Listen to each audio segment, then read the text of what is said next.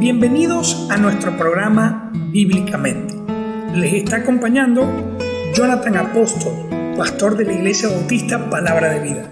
Y el hermano Jesús Pérez, de la Iglesia Bautista Nación Santa. En el episodio anterior estuvimos hablando sobre el origen de los bautistas y cuáles son sus características principales, es decir, sus distintivos. El día de hoy estaremos aprendiendo en cuanto a la autoridad que tiene la Biblia dentro de nuestras congregaciones.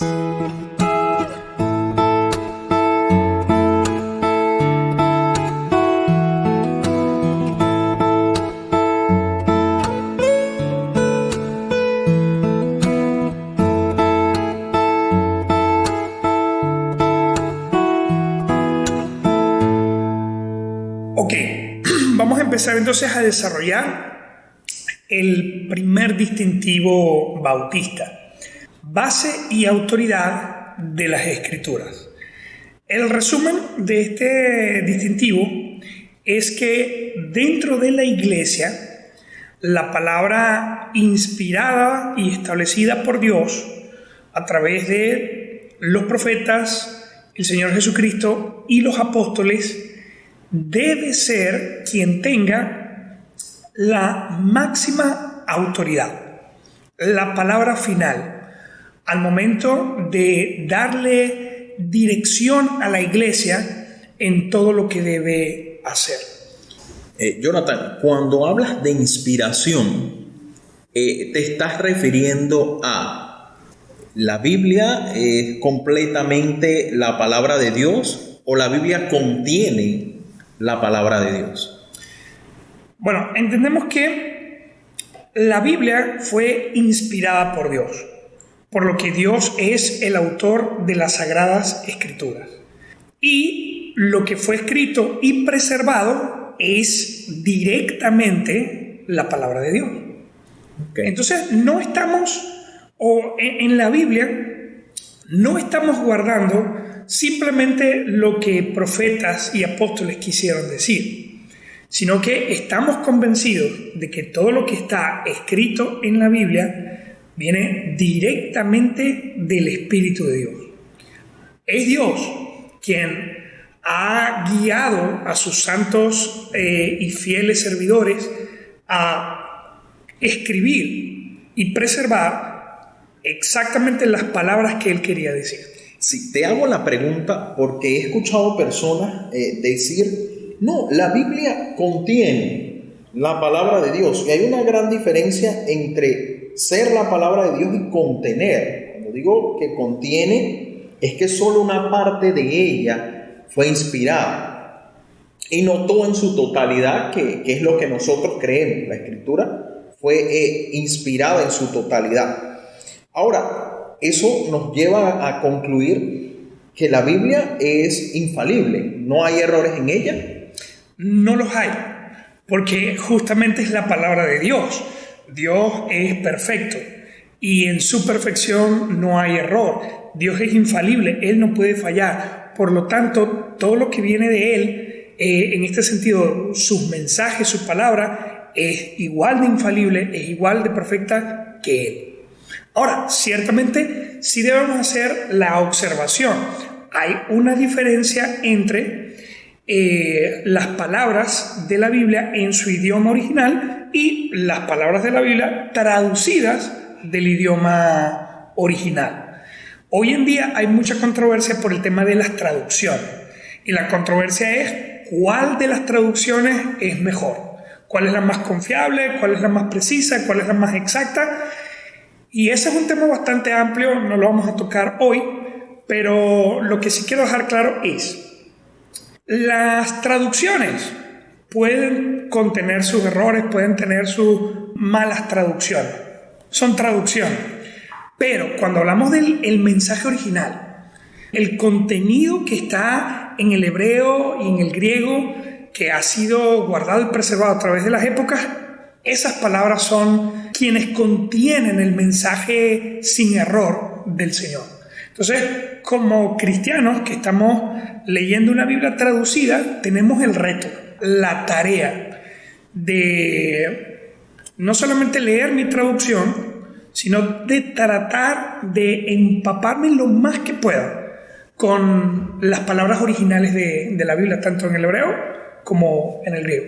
Sí, es importante eso que acabas de decir porque, como lo acabas de aclarar, una traducción hecha por el ser humano y como humanos que somos, pues tendemos a fallar en algunos detalles.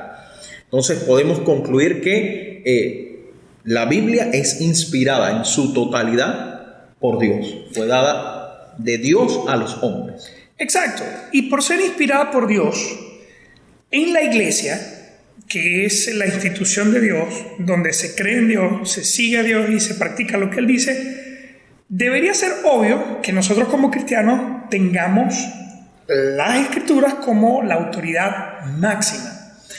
Pero es impresionante que bautistas nos distinguimos de otros grupos cristianos por tener la Biblia como autoridad máxima. Lo que queremos decir es que ningún pastor puede contradecir o actuar fuera de lo establecido en las Escrituras. Ninguna iglesia puede actuar fuera o en contra de lo que dicen las Escrituras.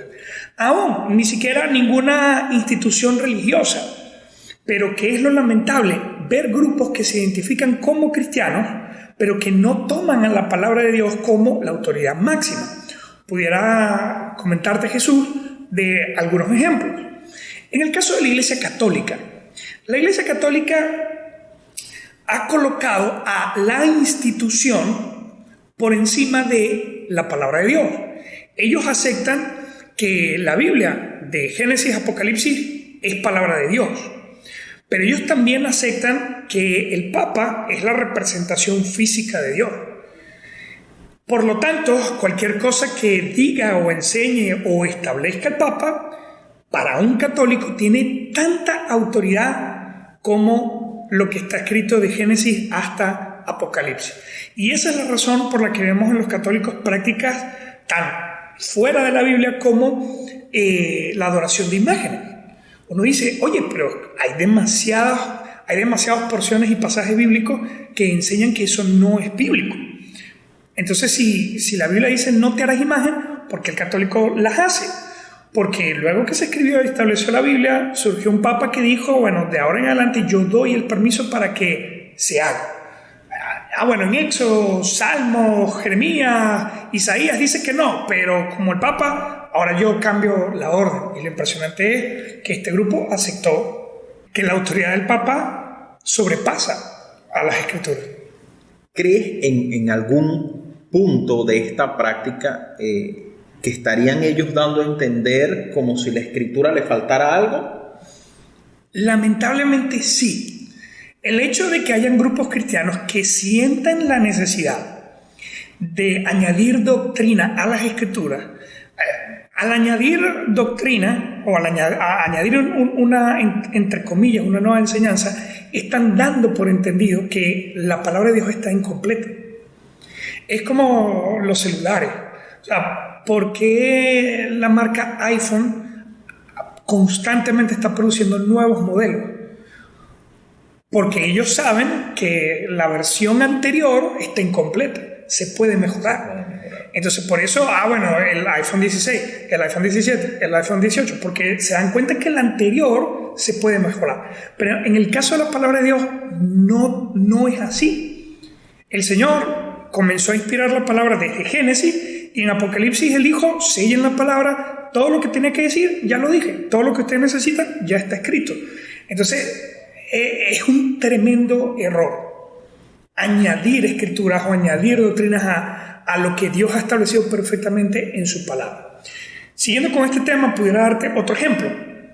Tenemos las iglesias pentecostales. Ellos creen en la Biblia, estudian Biblia, pero tienen ciertas prácticas basadas en experiencias sentimentales, emocionales, personales, que sin darse cuenta terminan desplazando la autoridad de Dios. Es decir, viene un hermano y dice, tuve un sueño y en ese sueño Dios me reveló que hay algo, hay una nueva revelación, hay algo que Dios no había dicho, pero ahora Dios me lo reveló a mí y lo voy a compartir yo. Tales declaraciones deberían ser anuladas inmediatamente. Porque no necesitamos una nueva revelación cuando Dios ya ha completado su revelación. Pero dentro de las iglesias pentecostales dicen, pero yo lo soñé. Entonces mi experiencia termina anulando a la palabra de Dios, que es lo que ocurre con la práctica de iglesias pentecostales con el tema del don de lengua. Ellos dicen que tienen el don de lengua, pero las características de su práctica no coinciden con lo que la Biblia dice. Entonces, ¿cuál es la conclusión de ellos? Bueno, la Biblia dice esto, pero yo tuve mi experiencia. Entonces, el espíritu es libre y utilizan esa frase, el espíritu es libre, como para decir que como el espíritu inspiró la palabra, entonces él, si quiere, puede ignorar la propia palabra que él estableció.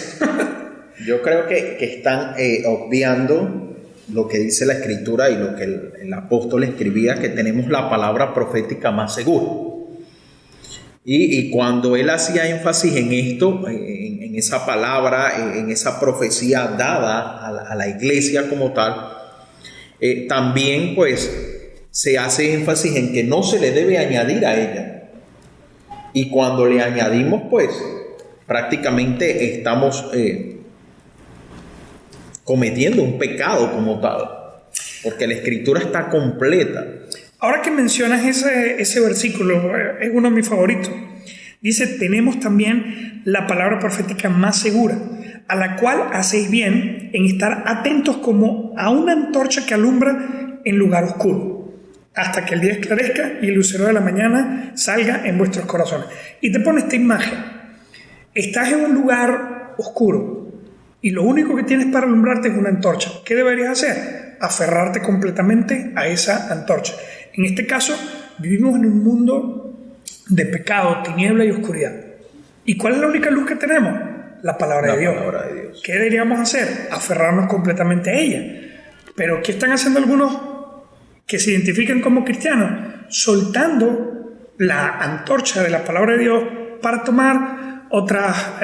están cambiando una antorcha por un fósforo. Sí, exactamente. No. Ponemos el ejemplo de un caso en común entre adventistas, mormones y testigos de Jehová.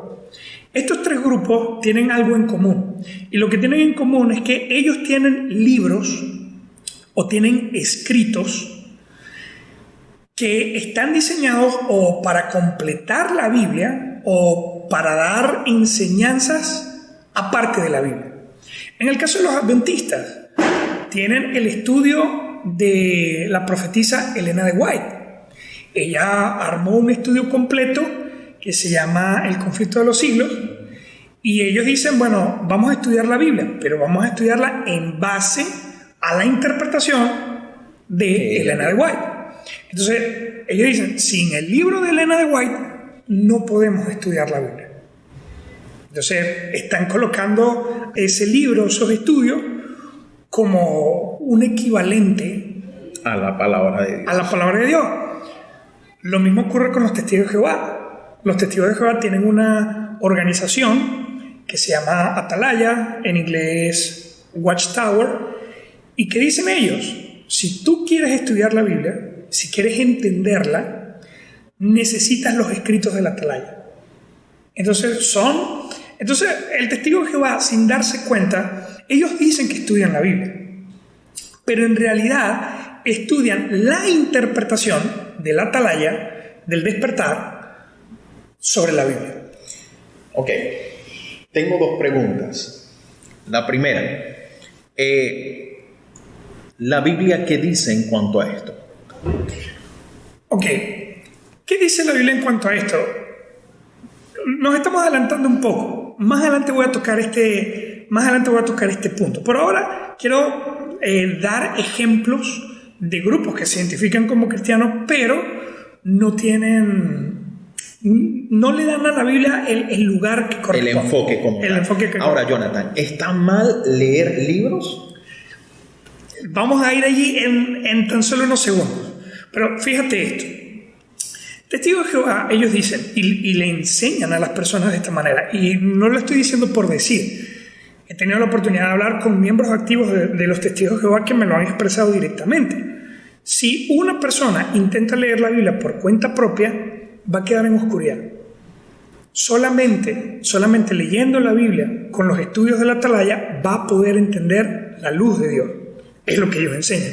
Entonces, están colocando las revistas de la Atalaya como requisito obligatorio para entender la palabra de Dios. Por el otro lado tenemos los mormones, que es un caso mucho más extremo. Sí, más extremo. ¿Por qué? Ellos tienen un profeta, José Smith.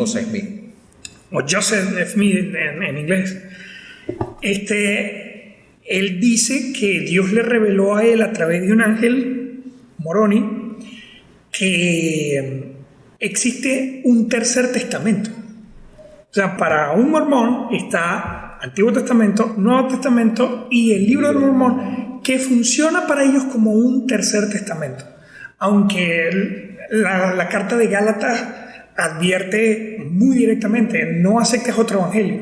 Así venga de un ángel, es anatema, está bajo maldición, esas cosas. Bueno, a la iglesia mormona, su líder, José Smith, quien le da la supuesta revelación es un ángel. Cuando la escritura dice que así sea un ángel que se te aparezca, no debes escucharle, no debes hacerle caso a tal cosa. Entonces ahí es donde tú te das cuenta de cómo estos grupos realmente no le dan a la Biblia la autoridad que Dios le ha asignado. Porque si ya la Biblia me dijo no aceptes un nuevo evangelio, así un ángel te lo diga, y luego justamente aparece alguien diciendo, mira, un ángel me dijo que hay un tercer... O sea, ya la Biblia me dijo que no. Entonces, sí, viste un ángel, tuviste un encuentro sobrenatural, pero tu encuentro sobrenatural no puede superar lo que ya Dios ha establecido en su escritura. Entonces, este es el problema con estos grupos. Se identifican como cristianos, aceptan que la Biblia es palabra de Dios, pero no le dan a la Biblia la última palabra. En este sentido, yendo a la pregunta que me hacías hace unos minutos, ¿qué ocurre con los bautistas? Los bautistas leemos única y exclusivamente la Biblia, no leemos otra cosa. Como bautistas leemos libros cristianos. Y no solamente los leemos, hay bautistas que han producido libros cristianos. Y han producido editoriales y todo este tipo de material. Entonces, bautistas sí leemos libros cristianos. Sí estudiamos el material producido por otros cristianos. Pero ¿qué es lo que ocurre? Que un libro cristiano nunca va a superar al libro de Cristo. Un autor cristiano no va a superar a lo que Cristo dijo. Esa es la gran diferencia para nosotros. Como bautistas, leemos libros. Yo estoy leyendo un libro, me da risa porque es un libro que habla sobre la amargura. Mi esposa bromeando lo vio y me dice, epa, ¿y estás amargado o qué?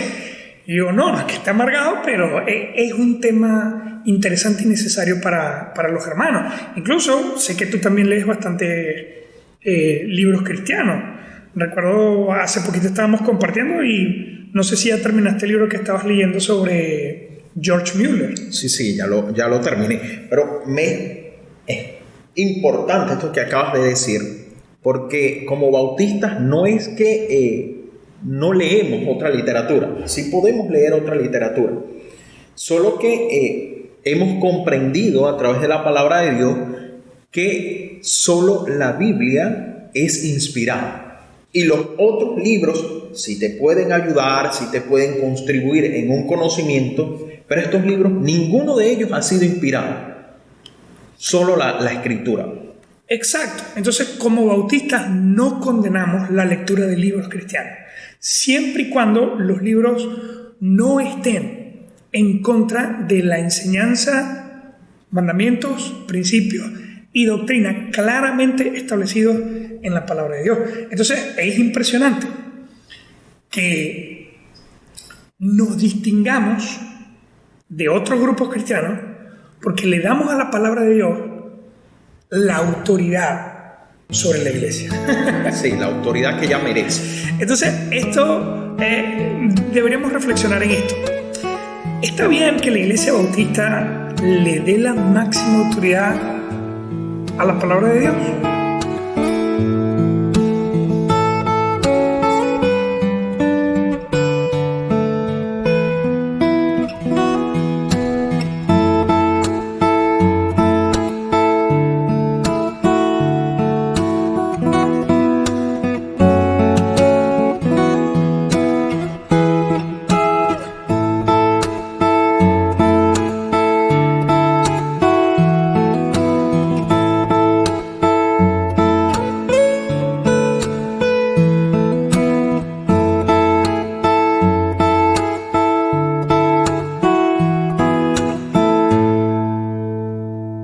¿Por qué la Biblia debe tener la máxima autoridad en la iglesia por encima de líderes, organizaciones y otros libros? Hay cantidad enorme de argumentos en la Biblia. Si nos quedamos tocando cada argumento, pues creo que el podcast duraría una semana completa y posiblemente más. Pero quiero hablar puntualmente de algunos argumentos que nos ayudan a responder esa pregunta: ¿por qué la Biblia debe tener la autoridad máxima en la iglesia por encima de líderes, organizaciones y otros libros? El primer argumento es, que lo hemos mencionado, pero vamos a tocarlo ahora con base bíblica, que la Biblia, aunque fue escrita por hombres, es inspirada por Dios. Fíjate lo que dice la Escritura en 2 de Pedro 1:21. Dice, porque nunca la profecía fue traída por voluntad humana, sino que los santos hombres de Dios hablaron siendo inspirados por el Espíritu Santo. ¡Qué tremendo! La Biblia nos dice que lo que se guardó, lo que se preservó de Génesis hasta Apocalipsis, no vino por voluntad humana. Es decir, no fue que a Moisés le provocó escribir el Génesis. No fue que a Isaías le provocó escribir un libro. No fue que al apóstol Pablo le provocó escribir las cartas, sino que el Espíritu de Dios les inspiró. Y estuve estudiando el tema de la palabra inspirados. Como te digo, inspirados es una palabra del castellano, pero la Biblia no fue escrita en castellano, fue escrita en el griego. La palabra original para inspirados, no la voy a pronunciar en griego porque no domino ese idioma, pero lo que la palabra original trata de decir es, más allá de inspirados, es espiritualizado.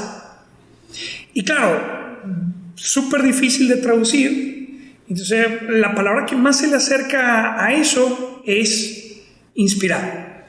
Y entendemos que inspirar viene de llenarse de aire, llenarse de oxígeno, ¿verdad? Entonces, claro, es perfecto para lo que el Espíritu Santo está haciendo. Porque cuando decimos que me inspiró, tenemos que tener presente que no es como cuando hoy en día se habla mira, este cantante es compositor y él se inspiró y escribió esta canción por la naturaleza. No es esa inspiración. Es como el Espíritu Santo te llenó y esa llenura produjo que tú escribieras el mensaje que Dios quería colocar. Por eso me gusta el sentido original, que habla de cuando dice siendo inspirado, está hablando de ser espiritualizado. Es como que el Espíritu tiene una completa influencia sobre ti. Y por eso puedes escribir lo que realmente Dios quiere transmitir. Podemos entenderlo de esta manera. El Espíritu Santo sopla. Es decir, dictó a los hombres, a los santos hombres, como lo dice la Escritura, cada palabra que iban a escribir, es lo que quieres darnos a entender. Bueno, es un tema complicado y quizá delicado. Pero lo que quiero decir es que Dios ayudó a cada escritor a comprender qué era exactamente lo que debía escribir y cómo debía escribir. No creo que fue un proceso místico que de repente estaba Moisés escribiendo y los ojos se le pusieron blancos y la mano se le movía sola. No. Creo que Moisés estaba en comunión con el Señor y esa comunión le permitió a él comprender: hay que escribir esto. Y todo lo que escribió fue direccionado por Dios.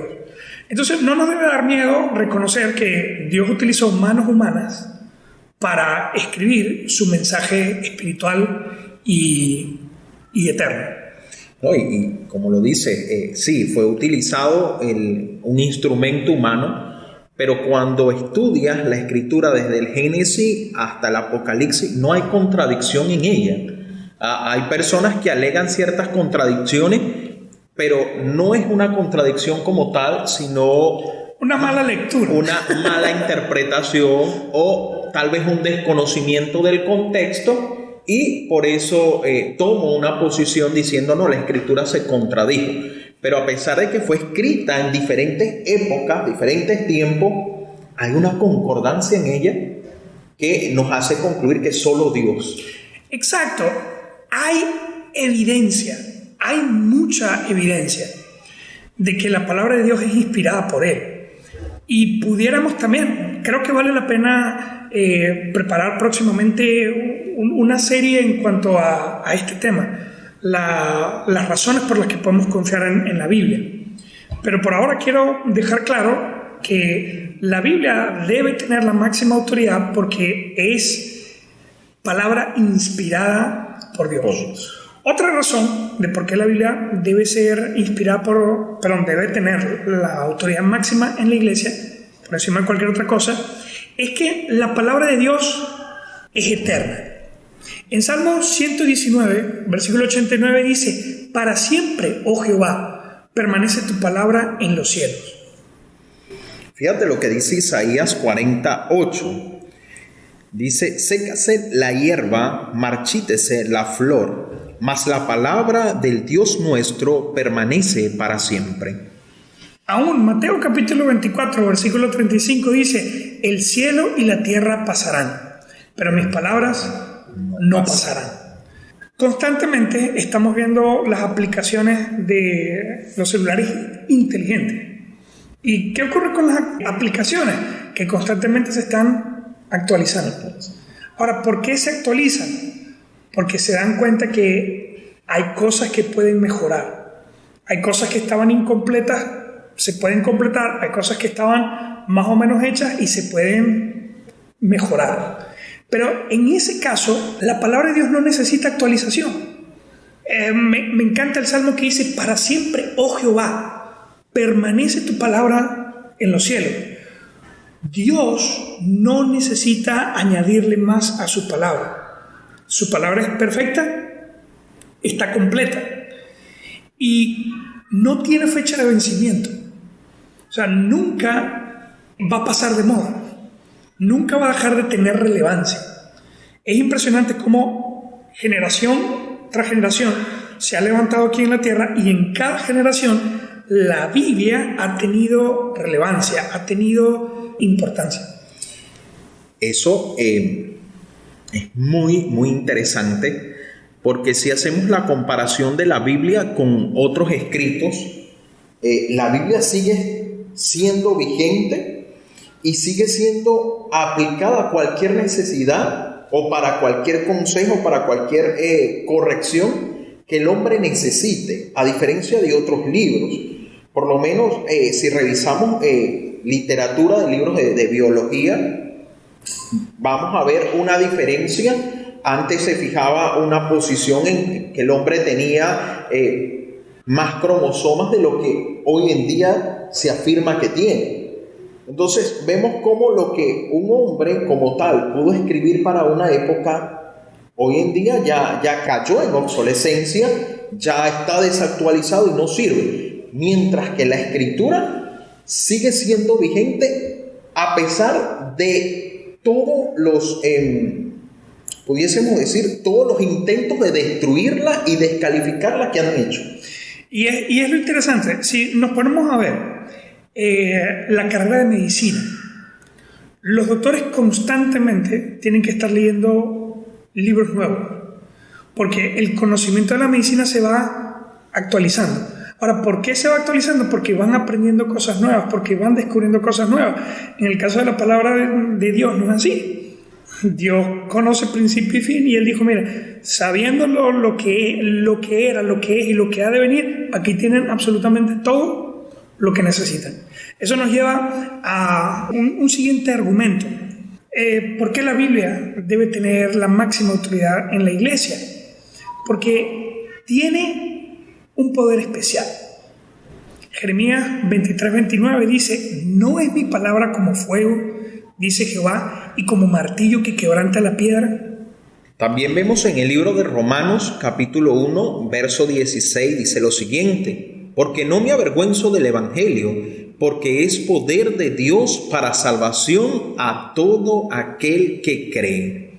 Entonces es tremendo como Dios afirma que su palabra tiene poder. Y todo el que se ha dedicado a estudiar la palabra de Dios ha podido experimentar ese poder. Sobre todo, todo creyente ha experimentado el poder de la salvación. No me avergüenzo del evangelio porque es poder de salvación para todo aquel que cree. Todo el que honestamente se ha dedicado a conocer profundamente la Biblia ha experimentado el poder de salvación. Un poder inexplicable. Dios te transforma a través de su palabra. Pudiéramos examinar Salmos 19:7, dice, la ley de Jehová es perfecta, que convierte el alma. El testimonio de Jehová es fiel, que hace sabio al sencillo. Es tremendo, no necesitas tener un doctorado para entender la Biblia. El sencillo, o sea, la persona que no tiene mucho estudio, la persona que no está tan llena de conocimiento, la palabra de Dios tiene el poder para ayudarle a ser sabio, a pesar de que es una persona sencilla. La palabra de Dios tiene poder para transformar. Puede cambiar mi matrimonio, puede cambiar mi paternidad, puede cambiar mis amistades, puede cambiar mi trabajo, puede cambiar todas las áreas de mi vida. Tiene un poder para transformar vidas. Y una última razón, como digo, hay demasiadas, pero he examinado las que creo que tienen más pertinencia para este tema. Y es que es nuestra regla de vida y práctica. En Mateo 28, versículo 19 dice, por tanto, id y haced discípulos a todas las naciones, bautizándolos en el nombre del Padre y del Hijo y del Espíritu Santo, enseñándoles que guarden todas las cosas que os he mandado. Y vamos a subrayar esa frase allí, enseñándoles que guarden todas las cosas que he mandado.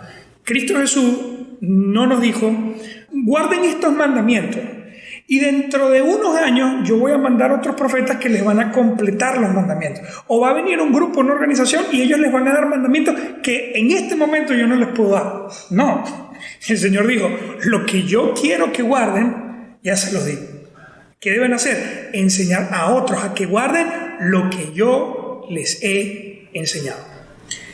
Fíjate que cuando lees o cuando hablas de ese texto, se me viene a la mente que es tal como lo estás detallando. El Señor dio completo lo que nosotros debemos guardar. La Escritura está completa y es la Escritura, la Biblia, nuestros 66 libros que tiene en la Biblia, que debemos guardar y no hay cambio, no hay modificación en ella. Yo creo que y fijo firmemente la posición de que si hubiese acontecido, como acabas de decir, que el Señor Jesús más adelante le iba a decir, bueno, ahora quiero que hagan esto de tal manera, entonces afectaría una de las características principales de Dios, que es su inmutabilidad. Él no cambia. Él sigue siendo el mismo ayer, hoy y siempre. Y así es su palabra. Es la misma en todos los tiempos. No hay cambio en ella. Exacto. Pudiéramos ver también Efesios 2:20, dice, edificados sobre el fundamento de los apóstoles y los profetas, siendo la principal piedra del ángulo Jesucristo mismo. Y esto es tremendo porque han resumido la Biblia en 3 partes. El fundamento de los apóstoles, todas las cartas del Nuevo Testamento. Todas las cartas. Los profetas, todo el Antiguo Testamento. Siendo la principal piedra del ángulo Jesucristo mismo, los evangelios.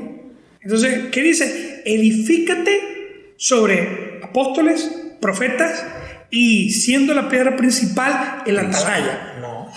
El catecismo. No. El libro del Mormón. No. Jesucristo mismo. Para ser cristianos necesitamos la enseñanza pura de Cristo Jesús. Pero también hay que aceptar que este es un reto. Muchos bautistas dicen, para mí la Biblia es la palabra de Dios y es la autoridad máxima. Y con buena intención dicen, yo hago todo lo que dice la Biblia. Pero siendo sinceros, para tener a la palabra de Dios como nuestra autoridad, debemos ir más allá de voy a hacer lo que dice la Biblia. Porque, como veníamos comentando, hay personas que encuentran errores o contradicciones en la Biblia. ¿Pero por qué lo hacen? Por mala lectura. Y hay que reconocer que ha habido personas que han leído la Biblia y han malinterpretado lo que ella dice. Sí. Y han producido daños catastróficos. Crean a veces hasta una misma doctrina, una falsa. Hay que reconocer una cosa. Si tú lees correctamente la palabra de Dios, vas a sacar un provecho eterno. Pero si la lees, la estudias y la practicas mal, también puedes hacer un daño eterno y puedes convertir bendiciones en maldiciones. Entonces, aquí creo que hay que prestar atención a lo que dice el apóstol Pablo en 2 de Timoteo, capítulo 2, versículo 15, cuando dice, procura con diligencia presentarte a Dios aprobado como obrero que no tiene de qué avergonzarse, que usa bien la palabra de verdad. Para que la Biblia sea la autoridad máxima en nuestras vidas, tenemos que hacerle caso a esa frase, que usa bien la palabra de verdad. Y es lo que vamos a hablar a continuación.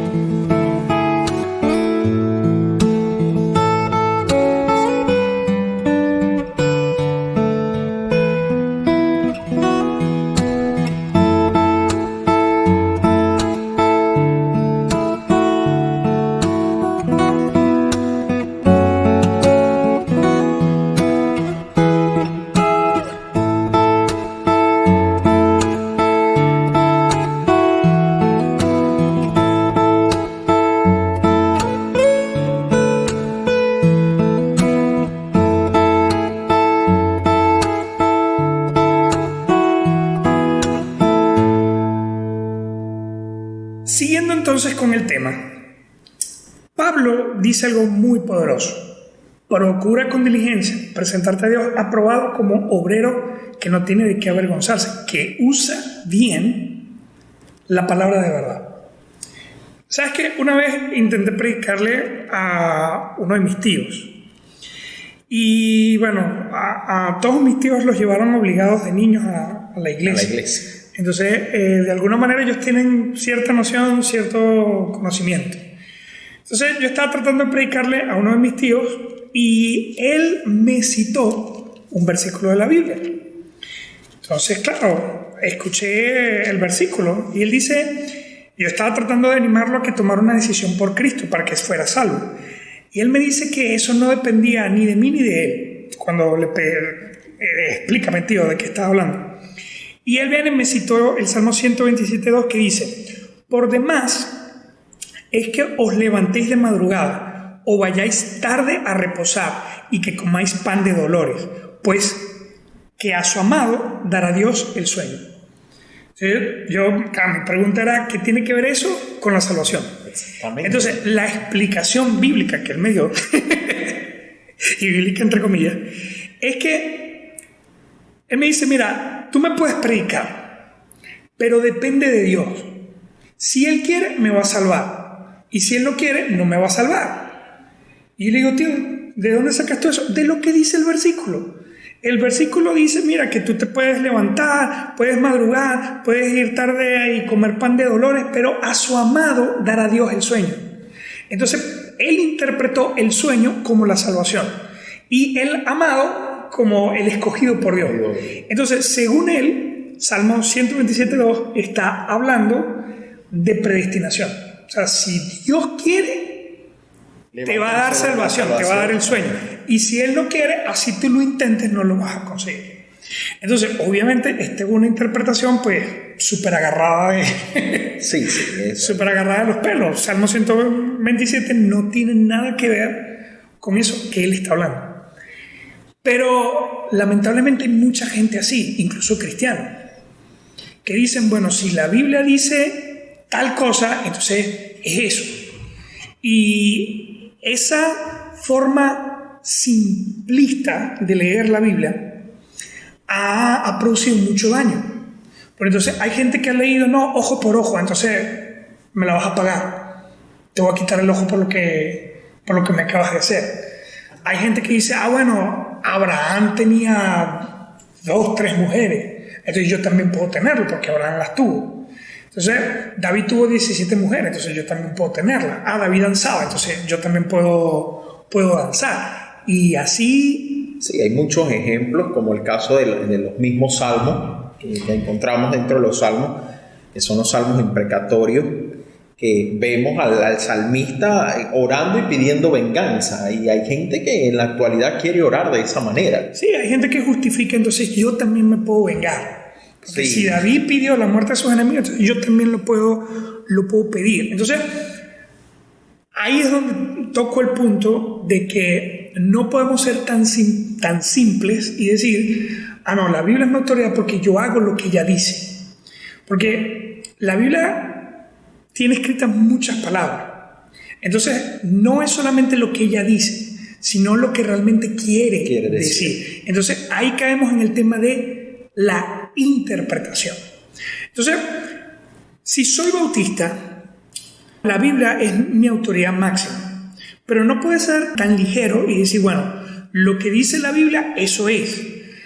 Para que la Biblia sea mi autoridad y tenga la última palabra en mi vida, yo tengo que aprender a distinguir entre lo bíblico, lo extrabíblico y lo antibíblico. Y obviamente ahí estamos llegando al punto de estudio hermenéutico y estudio expositivo de la palabra de Dios. Si usted es cristiano y no conoce esos dos términos, le animo a que los investigue. Es más, le animo a que le pregunte a su pastor, ¿tú estudias hermenéuticamente la Biblia? ¿Estudias expositivamente la Biblia? Si tu pastor, así sea súper bautista, no sabe qué es hermenéutica y no sabe qué es un estudio expositivo, ten cuidado. Sí, porque de ahí es donde sale mucha confusión dentro de los creyentes y comienzan a afirmar cosas que no están en las escrituras, pero es porque se les ha enseñado una mala interpretación o he tomado ciertos versículos aislados para demostrar alguna verdad que yo quiero enseñar. Entonces, yo recuerdo en mis primeros años como pastor, yo decía, voy a animar a los hermanos a leer la Biblia. Entonces, hermanos, lean la Biblia. Y mis predicaciones y mis mensajes, hermanos, lean la Biblia. Pero hoy en día me doy cuenta que no es simplemente decirle a la congregación, hermanos, lean la Biblia. Es equipar y ayudar a la congregación a estudiar la Biblia. A escudriñarla, como dice la Escritura. Porque solamente así podemos entender y seguir la verdad. Entonces, para que la Biblia funcione en mi vida, yo tengo que alcanzar ese nivel donde entiendo qué es lo bíblico, qué es lo extrabíblico y qué es lo antibíblico.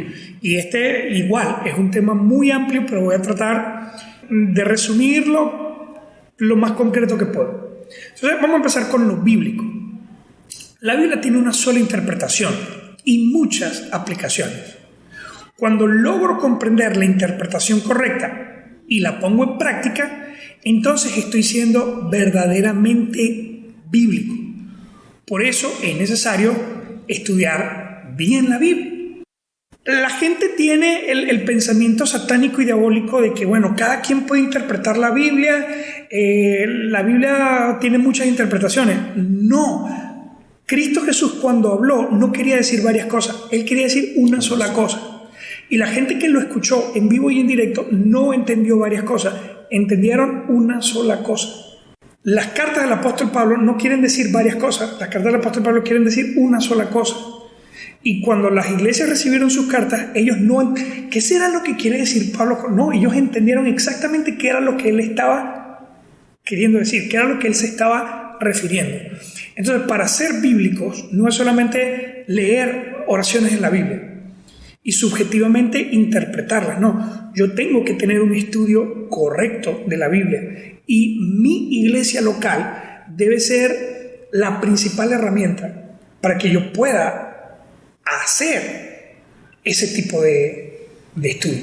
Sí, por eso la importancia de que cuando nosotros estudiamos las Escrituras debemos conocer el contexto, qué era lo que estaba pasando en ese momento, en qué lugar se ubicaba, bien sea el Señor Jesucristo o Pablo, para poder comprender el mensaje que le estaba dando directo a cada iglesia. Exacto, hay que reconocer, la Biblia es un libro antiguo. Entonces, para entenderlo, tengo que hacer un viaje al pasado.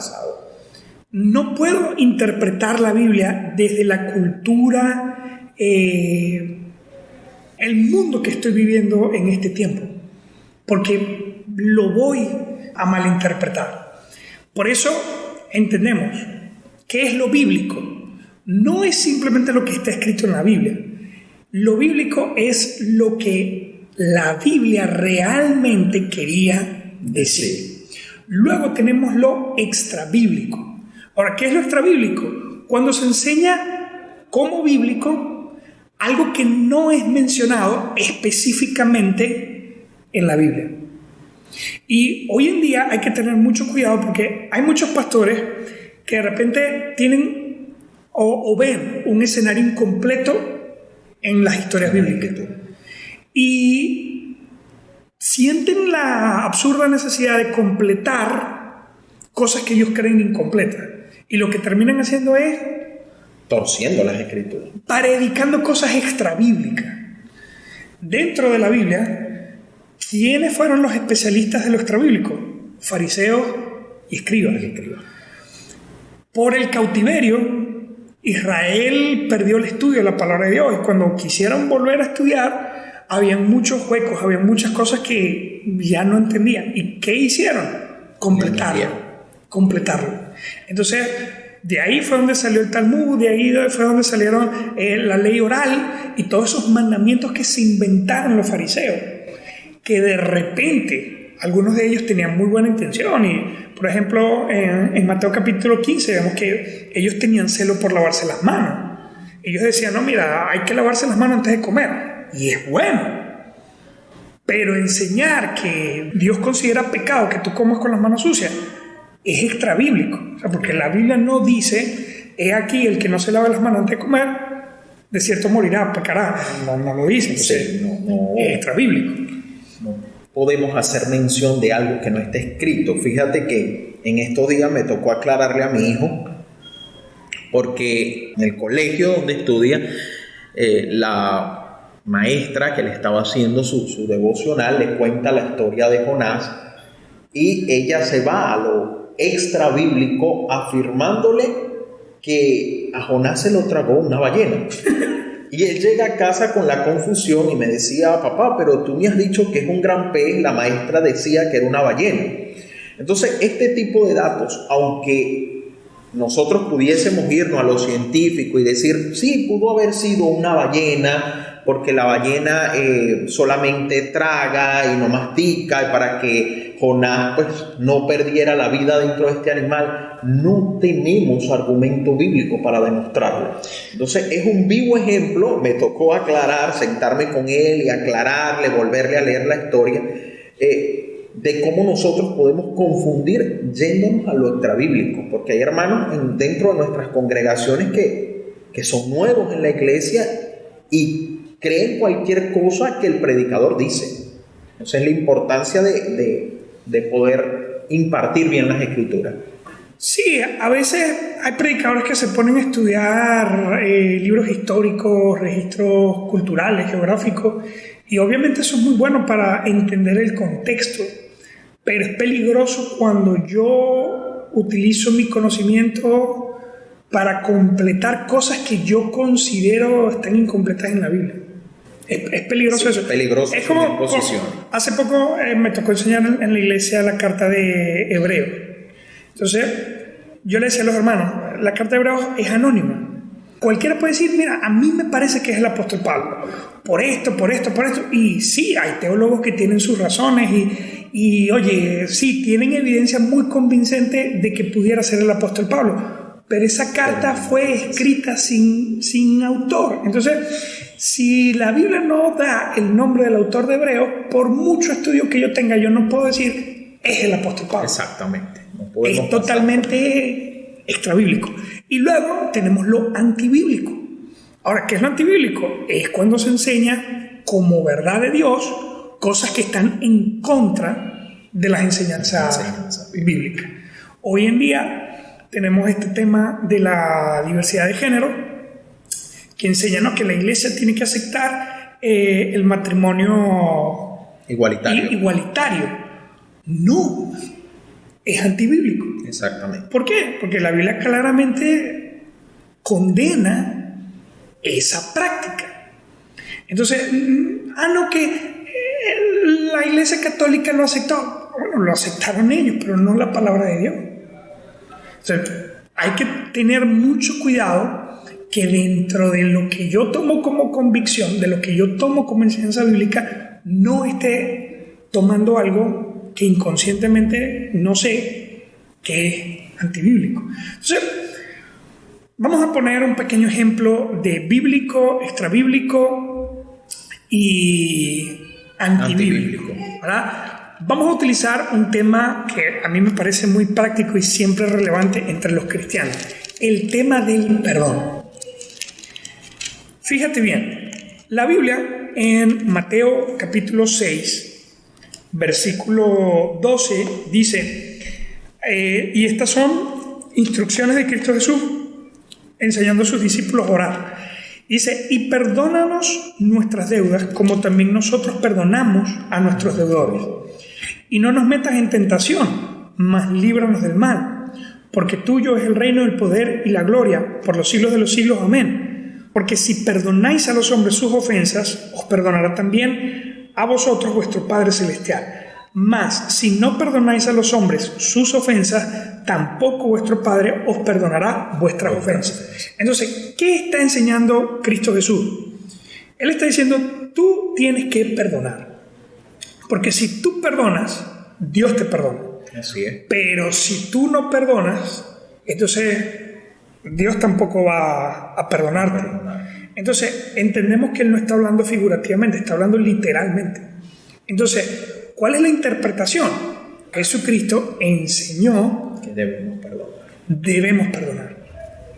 Es una enseñanza bíblica. No, pero que no quiero perdonar, no puedo perdonar. Eso ya son su idea y su argumento. Pero lo bíblico es que Jesús enseñó a sus discípulos, debes perdonar. Porque hay consecuencias. Si tú perdonas, Dios te perdona. Si tú no perdonas, todavía tienes cuentas pendientes con Dios. ¿Sí? Eso es lo bíblico en cuanto al perdón. ¿Qué es extrabíblico en cuanto al perdón? Hay cristianos bautistas, se bautizaron, fueron discipulados, salen a predicar el evangelio, pero tienen esa creencia en su corazón. Yo no puedo perdonar porque no puedo olvidar. Entonces hay cristianos que dicen, yo no puedo perdonar porque no puedo olvidar. El día que yo puedo olvidar, ese día yo voy a perdonar. Ahora, ¿de dónde sacaron eso? No sé, pero de la Biblia no fue. ¿Por qué? Porque en ninguna parte de la Biblia dice que yo debo olvidar para poder perdonar. Y seamos sinceros, si Dios quisiera que nosotros olvidáramos para perdonar, entonces no nos daría memoria. Yo creo que posiblemente hacen una mala interpretación de lo que decía el apóstol Pablo. El apóstol dice, olvidando ciertamente lo que queda atrás. Pero ese texto o el capítulo completo se refiere a la práctica de una vida pasada, una vida llena de pecado. Puede ser que sea de ahí donde ellos estén agarrándose para decir, no perdono porque no puedo olvidar. Pero hay que ser sinceros, ese argumento de que no puedo perdonar porque no puedo olvidar no es bíblico, no aparece en la Biblia. Ahora, ¿qué sí aparece en la Biblia? 2 Corintios capítulo 5, versículo 17 dice, de modo que si alguno está en Cristo, nueva criatura es. Las cosas viejas pasaron, he aquí todas son hechas nuevas. Y todo esto proviene de Dios, quien nos reconcilió consigo mismo por Cristo y nos dio el ministerio de la reconciliación, que Dios estaba en Cristo reconciliando consigo el mundo, no tomándoles en cuenta a los hombres sus pecados. Y nos encargó a nosotros la palabra de reconciliación. ¿Cómo es que Dios nos perdonó? Porque gracias al sacrificio de Cristo, Dios ya no le da valor a las ofensas y el pecado que nosotros hemos cometido. Qué frase tan poderosa cuando dice que Dios estaba en Cristo reconciliando consigo el mundo, no tomándoles en cuenta a los hombres sus pecados. Entonces, ¿cómo fue que Dios perdonó mi pecado? Porque ya dejó de darle valor, dejó de darle importancia, dejó de darle peso al pecado que yo había cometido. Entonces, como cristiano, cuando Dios me manda a perdonar, ¿qué me está pidiendo? ¿Que olvide? No. Más bien, lo contrario, me está pidiendo que ya yo no le dé importancia o valor a la ofensa que me hicieron. Sí, podemos decir que cuando esa persona perdona, siempre lo va a recordar, pero ya lo vas a recordar ese acontecimiento en tu vida, pero sin dolor. Ya no vas a sentir ese dolor o no te vas a enojar, no te vas a irar como uno comúnmente lo hace. Exacto. Y luego tenemos lo antibíblico. Ahora, ¿qué es lo antibíblico en cuanto al perdón? He escuchado a muchas personas decir, yo no perdono porque solo Dios puede perdonar. Y se escuchan hasta bíblicos diciendo eso, porque es como que, sí, como que, oye, solamente Dios tiene ese poder y yo no voy a pasar por encima de la autoridad de Dios. Pero no es bíblico.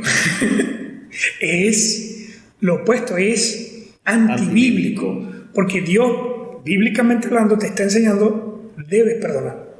Entonces, cuando yo digo lo contrario, soy antibíblico, porque estoy en contra de la palabra. Si Dios me dice, perdona, y yo digo, no se puede perdonar, entonces estoy llevando la contraria, soy antibíblico. Ahora, rápidamente recuerdo una anécdota cuando era profesor. Recuerdo una vez los estudiantes de una sección se estaban burlando de otro estudiante.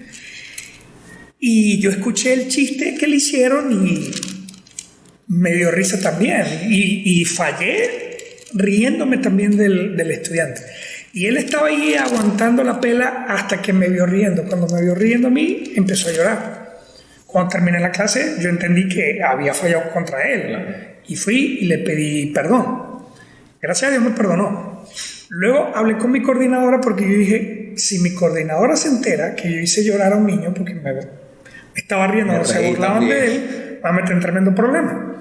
Y fui y le expliqué a mi coordinadora, mire, pasó esto, los muchachos se estaban burlando de él, a mí también me dio risa, me reí, él se puso a llorar, pero no se preocupe, yo lo resolví, le pedí perdón. Y recuerdo que mi coordinadora me dijo, pero ¿por qué se humilló de esa manera? usted no puede estar pidiéndole Bajarse al nivel perdón. Sí, usted no puede estar pidiéndole perdón a un estudiante. A Dios es el único que se le pide perdón. Yo, lo más amable posible, profe, pero recuerde que en el Padre Nuestro Dios nos enseña a perdonar. Y ya quedó así como que, ¿verdad? Sí, porque a veces lo repetimos y Sí. no analizamos lo que decimos. Pero para ser más concreto, Colosenses capítulo 3, versículo 12 y 13 dice: vestidos como escogidos de Dios, santos y amados, de entrañable misericordia, de benignidad, de humildad, de mansedumbre, de paciencia, soportándoos unos a otros y perdonándoos unos a otros. Si alguno tuviere queja contra otro, de la manera que Cristo os perdonó, así también hacedlo vosotros. Entonces, es antibíblico decir que no puedo perdonar, que solo Dios debe perdonar, cuando hay instrucciones exactas y precisas, soportándonos los unos a los otros. Si tienes queja de un hermano, perdónalo. ¿Y perdónalo cómo? Como también Cristo te perdonó a ti. Y leímos en 2 Corintios, ¿cómo fue que me perdonaron? Porque ya no tomaron en cuenta mi pecado. Entonces, decir que la palabra de Dios es mi autoridad va más allá de decir lo que la Biblia diga. Porque las cosas que dice la Biblia, si no se leen bien, si no se estudian bien, pueden ser malinterpretadas. Entonces, la meta es que nosotros seamos bíblicos, que creemos y vivimos en base a lo que la Biblia realmente quiere decir. No lo que me parece, no lo que yo quisiera, sino lo que la Biblia realmente quiere decir.